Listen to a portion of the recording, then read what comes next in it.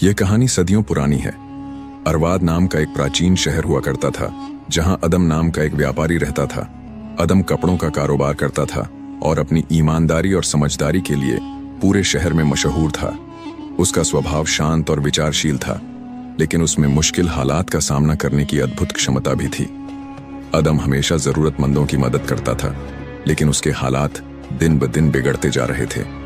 उसका कारोबार लगातार घाटे में चल रहा था। फिर भी उसने नेक दिली से गरीबों की मदद करना बंद नहीं किया।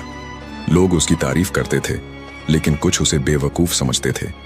एक दिन जब अदम बाजार से वापस लौट रहा था, उसने देखा कि सड़क किनारे एक बूढ़ा दरवेश बैठा था। वह बहुत कमजोर और थका हुआ लग रहा था। अदम ने बिना कुछ सोचे समझे अपने झोले से रोटियां निकाली और दरवेश को दे दी। बूढ़े दरवेश ने रोटियां ले लीं और अदम को अपने पास बिठाया। बूढ़े ने मुस्कुराते हुए कहा, बेटा, तुम एक नेक दिल इंसान हो, क्या तुम अपनी तकदीर आजमाना चाहोगे? अदम ने हैरानी से उसकी तरफ देखा और पूछा, आपका क्या मतलब है बाबा? दरवेश ने कहा, मैं एक बूढ़ा और जर्जर इंसान हूं, लेकिन मेरे सीने में कई ऐसे राज दबे हुए हैं जो हर किसी पर खुले नहीं किए जा सकते। तुम एक नेक दिल और अमानतदार इंसान हो।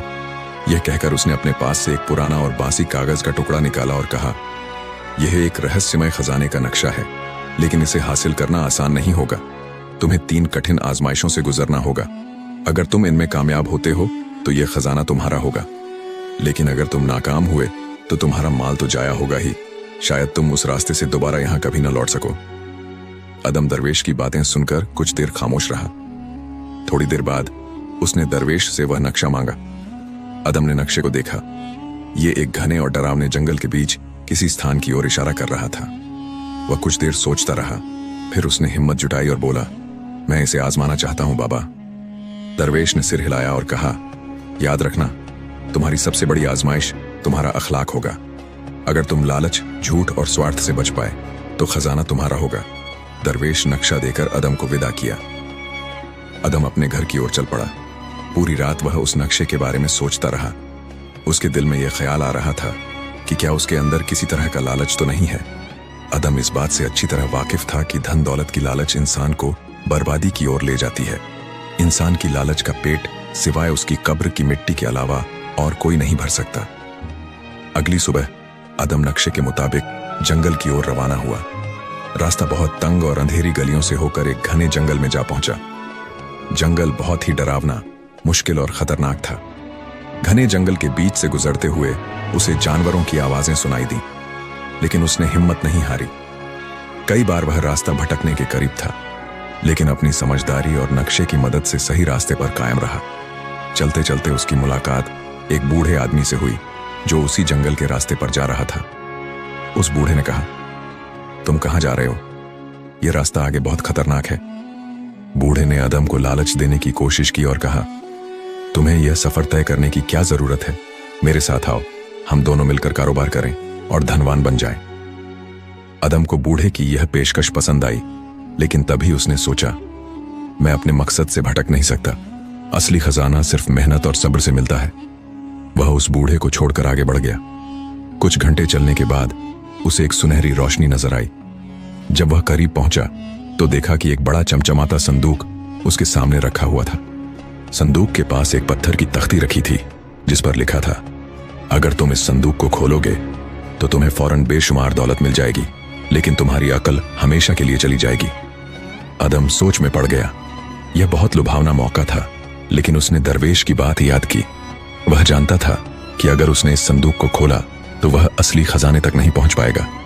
उसने गहरी सांस ली और खुद से कहा, सच्चा खजाना सब्र और मेहनत से मिलता है, न कि आसान रास्ते से। वह बिना संदूक खोले आगे बढ़ गया। जैसे ही उसने आगे कदम बढ़ाया, संदूक और रोशनी अचानक गायब हो गई। वह समझ गया कि यह उसकी लालच और समझदारी की पहली आजमाइश थी, जिसमें वह कामयाब रहा।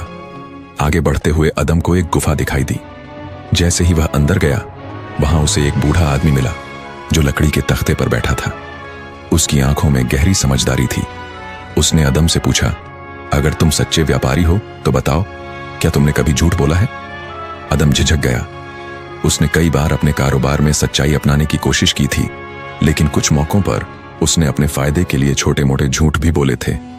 लेकिन वह जानता था कि यह आजमाइश उसकी ईमानदारी की है। उसने सिर झुकाया और कहा, हाँ, मैंने कभी कभी झूठ बोला है, लेकिन मैंने हमेशा अपनी इस गलती को सुधारने की कोशिश की है। अब मैं पूरी तरह सच के रास्ते पर हूं। बूढ़े आदमी की आंखों में चमक आ गई। उसने सिर हिलाया और कहा, बेशक सच मानने की समझदारी बहुत कम लोगों में होती है। तुमने सच कहा। तुमने अपनी गलतियों पर मुखौटा ढांकने की बजाय अपनी गलती और झूठ का इकरार किया। तुमने दूसरी आजमाइश पार कर ली है। गुफा का दरवाजा खुल गया और अदम आगे बढ़ गया। अब अदम आखिरी मुकाम पर पहुंच चुका था। दूर से उसे एक बड़ा पत्थर दिखाई दिया जिसके नीचे खजाना दबा हुआ था। लेकिन जैसे ही वह पत्थर के पास पहुंचा, उसने देखा कि एक जख्मी आदमी वहां पड़ा हुआ है। दर्द से तड़प रहा था। वह प्यासा था और मदद की पुकार कर रहा था। अदम के पास थोड़ा सा पानी बचा था जिसे उसने अपने लिए रखा था। वह सोचने लगा, क्या मुझे पहले खजाना निकालना चाहिए या फिर इस आदमी की मदद करनी चाहिए? लेकिन फिर उसे एहसास हुआ कि खजाने से ज्यादा अहम किसी की जान बचाना है। उसने फौरन अपना पानी निकालकर उस आदमी को पिला दिया और उसके जख्मों की मरहम पट्टी की। जैसे ही उसने यह किया, वह आदमी अचानक गायब हो गया और वहां एक नूरानी रोशनी फैल गई। वही दरवेश जिसने अदम को वह कागज का टुकड़ा दिया था वहां प्रकट हुआ और बोला, तुमने अपनी आखिरी आजमाइश भी पार कर ली है। तुमने साबित कर दिया कि सच्चा इंसान वही है जो दूसरों की भलाई को अपने नफे और फायदों से ऊपर रखता है। यह कहकर वह दरवेश वहां से गायब हो गया। अचानक जमीन हिलने लगी और पत्थर के नीचे से सोने, चांदी और अनमोल जवाहरात से भरे संदूक निकल आए। लेकिन अदम अब जान चुका था कि असली खजाना उसकी सच्चाई, रहमदिली और समझदारी है। उसने प्रण किया कि वह उस दौलत का इस्तेमाल गरीबों की भलाई के लिए करेगा और अपने शहर को और भी ज्यादा खुशहाल बनाएगा। यह कहानी कई सबक देती है। पहला सबक यह कि असली खजाना सोना चांदी नहीं बल्कि नेक नीयत, सच्चाई और रहम है। दूसरा सबक यह कि सच्चा खजाना सब्र और मेहनत है। हालात चाहे जैसे भी हों, इंसान को अपनी मेहनत हमेशा जारी रखनी चाहिए और अपनी आजमाइश पर सब्र से काम लेना चाहिए। तीसरा सबक यह कि अपनी गलतियों को मानना सबसे बड़ी समझदारी है। चौथा और आखिरी सबक यह कि सच्चा इंसान वही है जो दूसरों की भलाई को अपने नफे और जाती फायदों से ऊपर रखता है। यदि वीडियो पसंद आई हो तो वीडियो को लाइक और चैनल को सब्सक्राइब जरूर करना ताकि इसी प्रकार की वीडियो और देख सको।